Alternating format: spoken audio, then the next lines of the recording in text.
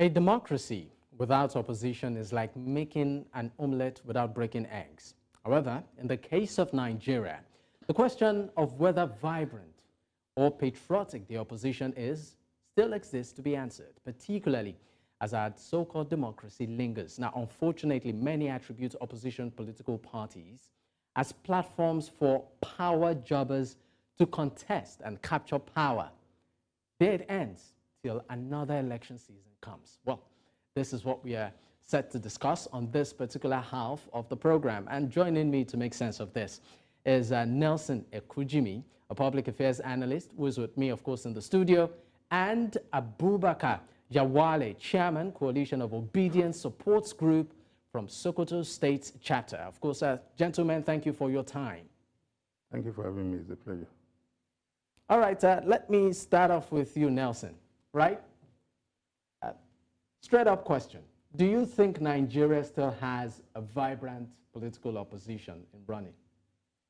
Well, to be honest to you, the last 8-9 years, we have had an opposition in our democracy that believes in throwing up tantrums. Tantrums? Yeah.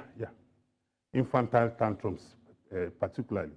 An opposition that does not speak to the issues.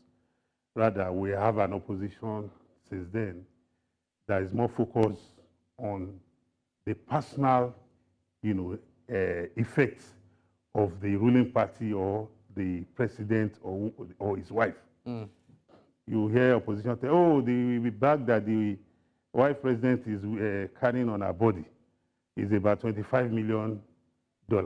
And I ask, what is my business with that so long as she's not using the taxpayers' money, to purchase her bag? Oh, the president's shoe is made of leopard skin. That is, I have no business with the shoes. So you are saying of recent opposition when it comes from, to... From 2015 downwards, 2015 downwards, we have seen a down... They lack substance. Yeah, they lack, absolutely, they lack substance. You don't see them talking. You expect an opposition party to have a program of action that, look, if you people had voted us in, this is what we would have done. Then for every program or policies of the government, you should be able to critique it. And if you know that this program or policy is well in tune with reality and it suits, it provides economic or whatever relief to the people is in the interest of the people, you should be able to come out and say it boldly. Not at every point in time you are looking for faults, and when you look for faults, you don't have alternative. A viable and vibrant opposition should be one that when you critique a policy or a program, you should be able to say, this is the way to go. So are you saying, is it okay to say opposition in our democracy is dead or on life support? It's dead. It's not even on life support. It's dead? It's dead, absolutely. Okay, let me of course, move to our other guest. Thank you for joining in. I mean, what's your take, Abubakar, concerning opposition in Nigeria at the moment? Do you think that opposition is vibrant and patriotic enough, or many of them are just, distractions, from the real issues?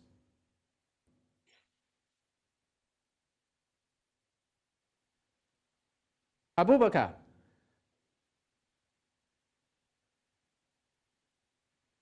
Okay, we are unable to hear you. Please, can you unmute your device?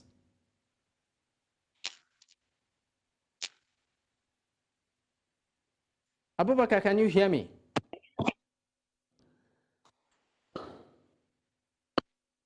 All right, while we are still trying to, of course, sort out the audio with Abubakar, let me go back to you, Nelson. I mean, you said that quite a number of them throw very relevant tantrums that really hold no substance. But again, you would also want to talk about or look at the aspect of accountability. You made reference to issues like, what the maybe incumbent is wearing in terms of outfits and, aesthetics. But accountability, too, is part of democracy. Well, accountability is speaking to the issues. There's this popular saying that small minds discuss persons, average minds discuss events, but great minds discuss ideas. So you expect any opposition in any society, knowing that society governance in any society is serious business, to take the issue of opposition in politics, in governance, as serious business, and not one for throwing tantrums. Oh, people are hungry. If people are hungry, what is the way out?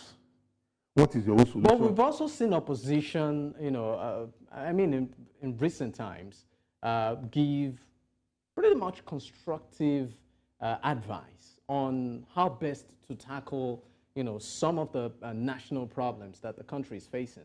Well, some of us have not seen that, and that is what we expect. Or you choose not to see it? No. I definitely, even the role of opposition or holding government accountable is not only the role of opposition, even the media has a role, to fact check whatever government is doing. We have civil society groups who are also doing that. You've seen quite a number of, them coming up with programs in that effect. So what I'm saying is that a democracy without an opposition, a vibrant opposition, is a threatened democracy. It means that those at the end of affairs will not have anybody, pursuing them. When you are running a race, maybe 100 meters or 400 meters, you'll be watching your side so that nobody overtakes you. So in this case, if we have a democracy in which the opposition is dead, and if other stakeholders are not playing that role, then we're in trouble. So what I'm saying in essence that the political parties that we have now in opposition needs to up their game. They need to wake up to the reality that, look, Nigerians are very enlightened, they are very sophisticated. You can't hoodwink them with tantrums, like I said earlier on. Oh, Mr. President is wearing glasses while reading the speech. What is your business with the glasses and the speech? Okay. What has he read? I mean, Nelson, sorry to just cut you out. Let's go back to Abubakar right now. I understand that we have him back. Abubakar, I'd like to know your reaction concerning the relevance of opposition in Nigeria. Do we still have active, opposition parties, who are doing what they're meant to do in a democracy, doing it, or they are just, a distraction? Of course, we have active opposition in Nigeria. I mean, you know that, and many people know that. If I may say, like the party I come from, that is Labour Party. Just of recent, who Obi Dati, who is our principal and our presidential candidate in the previous election, the last election, that is 2023 election. The opposition has been opposing the government's policies in security, mostly like food security and in social security and the rest. And he just not only challenging the situations, but instead, he just moved to the field, extending followerships, going around the country, analyzing the problem. Because you cannot just opposite the government without going down to the local community, local society, and find out the problem and find out the local problem of the society. Just like recent, like just of yesterday, just yesterday, Obi went to Sokoto State. He came to Sokoto State and he came to, like from Sokoto State, he came to Kebbi State. He paid homage to the Emir Palace, and in Sokoto State, he went to Sokoto State University, Stanford University. About there is a problem of water shortage in the faculty of agriculture. There's shortage of water, and they need water. He donated borehole there, and when he commissioned that borehole, he just make an analysis that in the faculty of education, in the faculty of that faculty of agriculture, the vast lands acquired by the university, if it is being utilized, it can feed the entire university and even square some, if I may say, some in tax an income from the university, and as such, student can get some relief. I'm sorry to cut in here. I'm sorry to interject a bit, but I mean, you talked about your, of course, your party and the principal, some of the things he's doing, but that brings me again to the question of ideology, political ideology. Now, we know, and why quite a number of people are questioning the, well, I call it the impact, if at all, any, of opposition in Nigeria's current democracy is we see politicians jump ship, including your party's principal. Used to belong to a political party and then moved to the party he's in right now, you know. And then the question of, are you doing this exactly in the interest of the public good or to just fulfill a personal, you know, ambition? So my question to you again is this. In terms of political ideology, do you think, even you as an opposition party, do you have it? Sorry? Political ideology. We have a political ideology because, you know, like what you just said, let's take example of an agricultural structure. You know, due to the backlands we have been endowed by God Almighty in Nigeria, more especially in the north. We don't have to be poor. But look at what the situation now. The north is the poorest zone in the country. While we have vast land, why can't we use that land? Invest in agricultural productions. If you invest in agricultural production and in the vast land of the northern states, as such, the north, we don't have issue the issue of food scarcity or poverty in the north.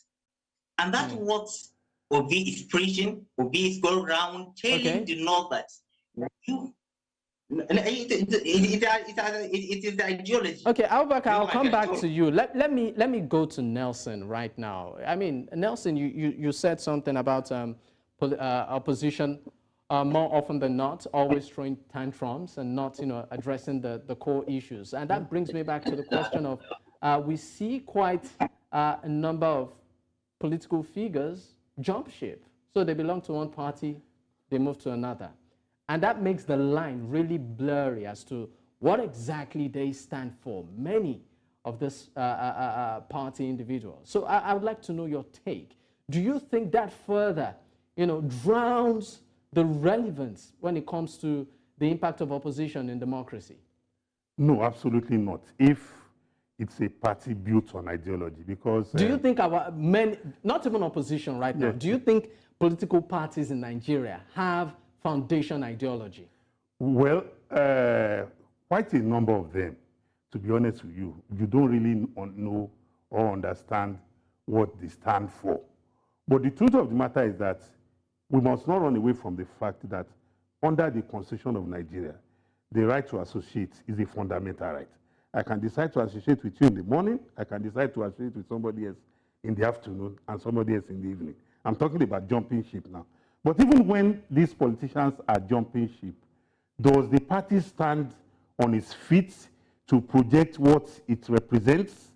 Is it about once the man jumps away from party A, then party A also swims along with him, or the party maintains it, you know, its standing? So the idea of politicians jumping ship, as much as it has its own negative effect on our democracy, I don't think for any party that is built on an ideology, that movement should have any effect, because a party is a conglomeration of different interests, and those different interests aggregate to become the ideology of a party. If I don't subscribe to the ideology of a party, and I get in there and I realize that, oh, this is what your party stands for, it doesn't align with my interests, nothing stops me from leaving. It is for that party to maintain, you know, that look or that face it has, rather than one that is always, neither here nor there. You would also want to, I mean, the whole thing seems more like a coalition. A typical example, I mean, we've seen key figures who leave party, the likes of Omishore, even currently, one that Nigerians still act. Which party do you belong to? That's the minister of the FCT, Yes, Former sir. minister, okay. The current minister, that's yeah. Nyesom Wike, Yeah. who countless times they've asked, where do you belong, right? Are you for the APC? Are you for the PDP? And I mean, you can barely place it. So it makes, don't you think that, moves like this makes that line blurry, and the whole thing looks like maybe the state is gravitating into a one-party system? Yes. Why the moves like this makes the political space blurry is because the party itself does not have an ideology of its own. You can see that. Okay. Yeah. Okay. The party of the former minister of the former governor of Rivers State, who is now the minister of the FCC. You're talking about the PDP. Yeah. You're saying the PDP doesn't have an ideology of its own. Because from what we have seen, you can see that since since the center could no longer hold, the party has been struggling in crisis. Ordinarily, if it was a party built on ideology, the crisis that emanated and almost destroyed the party, for which they are yet to recover from even till now, would never have arisen in the first place. But because a lot of these parties, individuals have a life larger than the party.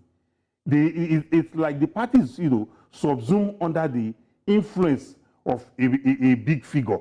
So that is why you find these parties running into this crisis. I mean, I just want to take you up on something you said. You said that the PDP is a party that, maybe in your words, doesn't have an ideology. And I mean, we're a party in crisis. We know what is going on, even what we are seeing right now with the Labour Party. And we are seeing quite a number of them move to the ruling party, that's the APC. So does that mean that a party like the APC is a dumping ground? Well, a party is always looking for membership. So anybody can, it's an opportunist avenue? Well, a party, like we say, there's this saying in our local language, Yoruba. They say in politics, they don't say, Benue song. They say, Benue wambi. Bring your voice here. Let's add, because democracy is a game of numbers. And unfortunately for us, our democracy is still young. These are part of the teething problems. As we move along in this trajectory, I'm sure those parties, the political environment will become cleaner, will become more, purer, will become finer. In that way, we've seen situations whereby people move from one party to even the ruling party, and you see supporters or members of the ruling party themselves kicking against it. You've seen it severally. You even in some other parties that no, this person you can't. Okay, for example, there was this man that was the spokesperson of the PDP in the presidential campaign in 2023. You saw that when the man, was now gravitating towards the ruling party, you saw some supporters or adherents of the ruling party kicking against his comment that they don't want him here.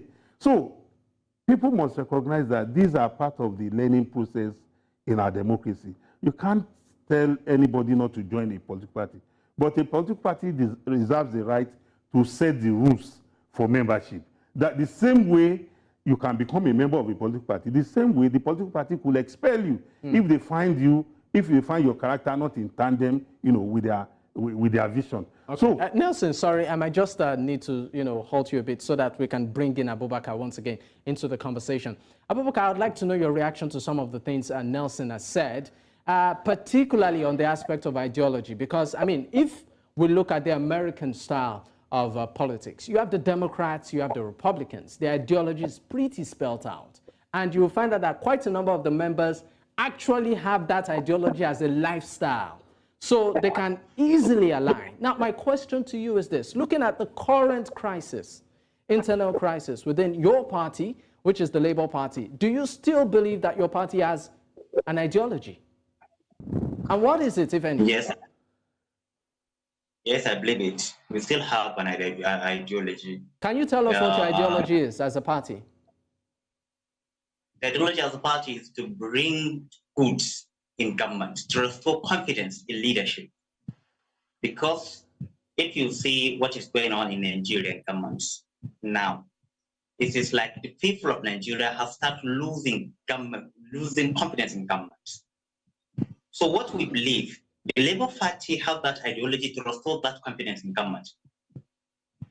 one of the ideology, because the purpose of government is to bring good leadership, to ease hardship, to bring infrastructures and developments into the society from the local level, from the roots of the society up to the central, I mean, to the nationwide. But if you see, if I may say, the present government, since when they are swearing in, look at what is happening in Nigeria. Everything's cost rises, dollar falling, dollar rising, naira falling, which most of Nigerians don't know. Some Nigerians, some Nigerians, they don't even see dollars in his life.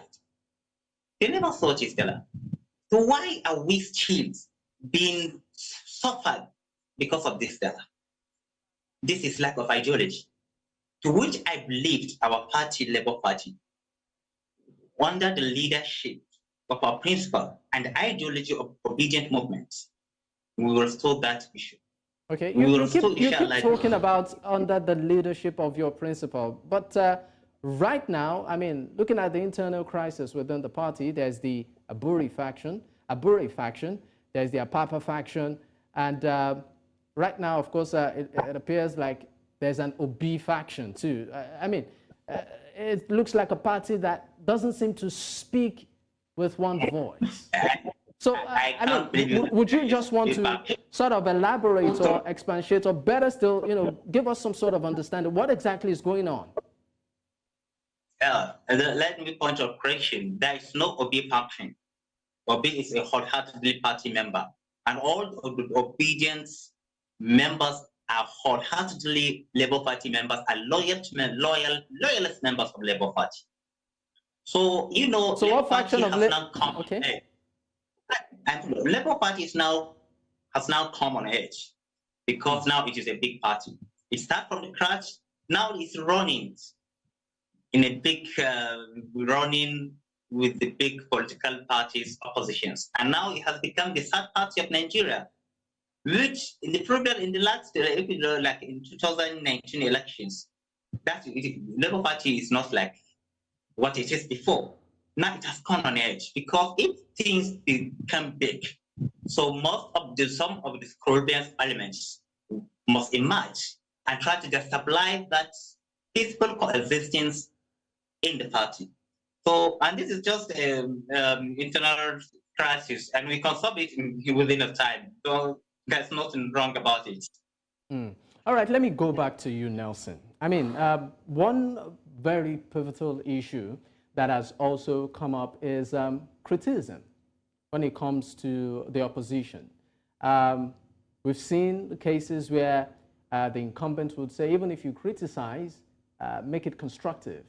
But we've seen cases where many of these criticisms, quite a number, seem to be constructive, but also cases where you question the motive behind certain issues being raised. I'd like to know your take on this. My take on it is that criticism is a fact of life. But if you are a patriotic critic, things that are going well, you should be able to come out and say, oh, in this part, we say kudos. So you are saying that it's okay for opposition once in a while to... Opposition does not mean... To opposition should not be... Or give a pat. Yes, when you see the other side doing things that are in tandem with the wishes of the people and reality, you should be able to come up and say, oh, you are doing well here, thumbs up. This is what we would have also done.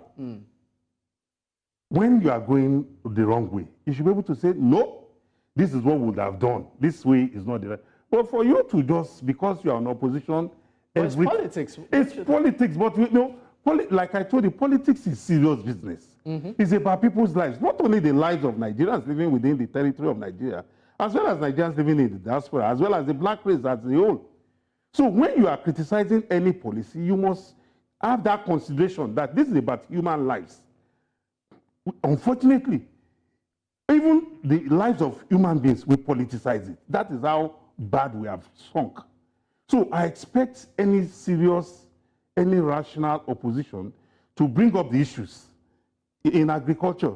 Well, this is our agricultural policy. This is the roadmap. If we start this way, this is where we'll be in X, Y number of days or months or years. Because we all know that, Rome was not built in a day.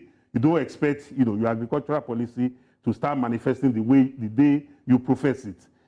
This is what we would have done. This is what the present administration is doing. We would have done better. In economy, this is what we would have done. In security, this is what you have done. But when issues arise and you cherry pick only the negatives, as if life is only made up of the negatives. There's always the good, the bad, and the ugly to life. Okay, I mean, you've made some points as regards, being balanced and all, but I want to throw a direct one to you. At least let's talk about the two major opposition parties in Nigeria. Yeah. I want to know your take when it comes to them being that voice when it comes to checks and balances and also accountability. Talking about the People's Democratic Party and the Labour Party. Yeah. Do you think they're getting it right as opposition parties? But you have just made it very clear. Today, they are in crisis. No, I mean, APC at some point had crisis. So it's not exclusive of any party. But in spite of the internal challenges, which would you say? One would I told you that the essence of an opposition is critical to the sustenance of any viral democracy. We need opposition to be, to be viral, to be vibrant. We don't want an opposition that will be looking out for, oh, the president is working and is working with a limp. As if So are you saying both of them are not doing it? They are not. They are not. But we've seen in recent cases where... When have you seen in the past? Sorry, where the former vice president has been vocal on some of the economic issues. That is the former vice president the same with the PDP? He's a member of the party. Okay, for example... It was the flag bearer. I will remind you that when the PDP was in power and the APC or ACN was the opposition, you saw that on every issue, the spokesperson of the opposition party then was always addressing the media, was always raising up public issues. When have you seen the spokesperson or the chairman or the secretary of these opposition parties come up to discuss these issues affecting the lives of Nigerians? Rather, so it means you are towing the line of those who want to subsume the party under one big man because he's the flag bearer. If you are the flag bearer of the party today, tomorrow it could be somebody else. The party is your principal. You are not the principal of the party. The party is the vehicle with you. Without the political party, you cannot contest election in Nigeria. All right. Let me go back to Abubakar. Abubakar, what's your take concerning the role when it comes to being that critical voice, in governance? Do you think that in spite of the internal crisis within your party, the Labour Party, you guys are filling up that gap well? Yeah, of course, that internal crisis of the party is just obvious and it's common, and it is happening in every party. You know that APC society still have its own crisis. ADP, and likewise ours, Labour Party, but that will not distract us from being an optimistic oppositions. That is why I say now, let's take an example of what we are doing now during this Ramadan period. Obi is touring Nigerian states. Was that he started from the Nasrawa, local Gaminaja, he went to Nasra, Zokto, and Kebbi. And now today, as I'm talking to you, he is in Kano. And he will break paths with the common Nigerians to share with them, to break paths with them during these hardships and during this Ramadan period. And whenever he go, he just took one topic, which, like in the north, we have a very vast lands which we can cultivate to produce enough foods that can feed the nation and even our neighboring country. So he took one subject about agriculture, and I heard Mr. Nolfa talk about agriculture. Just if this present government is wise enough, they could have listened to what Obi says about agriculture and learned Or just he's just giving them an F4. Just to take value. Okay, because we are pressed for time, Abubakar, actually, I'm told by my director that our time is up. But gentlemen, I would like to say a big thank you. I would have really loved to continue, but many thanks for joining me on the program. Nelson Ekujimi, thank you for your time. Thank you very much for having me. And of course, Abubakar Yawale, Chairman, Coalition of Obedience Supports Group, Sokoto State, thank you for your time. Thank you. All right. And that's a wrap on today's episode of The Conversation. In case you missed it, you can, of course, catch up on our YouTube page. We're there. My name is Dakpo Adegboye. Bye for now.